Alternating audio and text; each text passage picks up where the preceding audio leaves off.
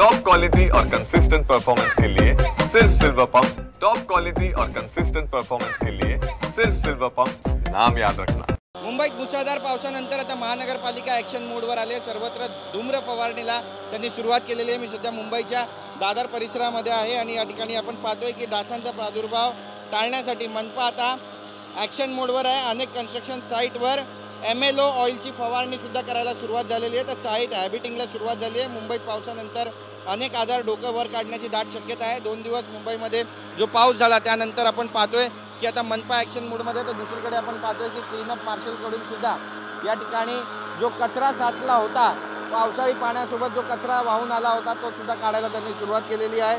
मुंबईत पावसानंतर अनेक आजार डोकं वर काढण्याची दाट शक्यता व्यक्त होते।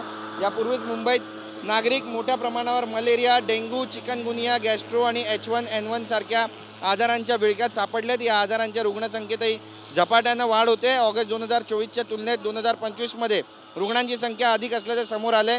1 ते 20 ऑगस्ट दरम्यान पावसाळी आजारांच्या रुग्णसंख्येतही वाढ झाल्याचं चित्र स्पष्टपणे पाहायला मिळालं आणि यामुळे आता आपण पाहतोय की जो पाऊस मुंबईमध्ये बरसलेला आहे त्यानंतर मुंबईमध्ये रोगराई पसरण्याची शक्यता व्यक्त होते आणि त्यामुळेच आता महानगरपालिकेकडून हे ॲक्शन घेतले जात आहेत। महानगरपालिका ॲक्शन मोडवर आहे।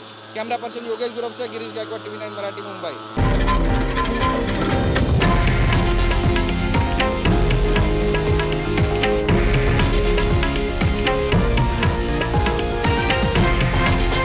हे आहे देशातील नंबर 1 न्यूज नेटवर्क आणि आपण पाहत आहात TV9 मराठी, एकमेव।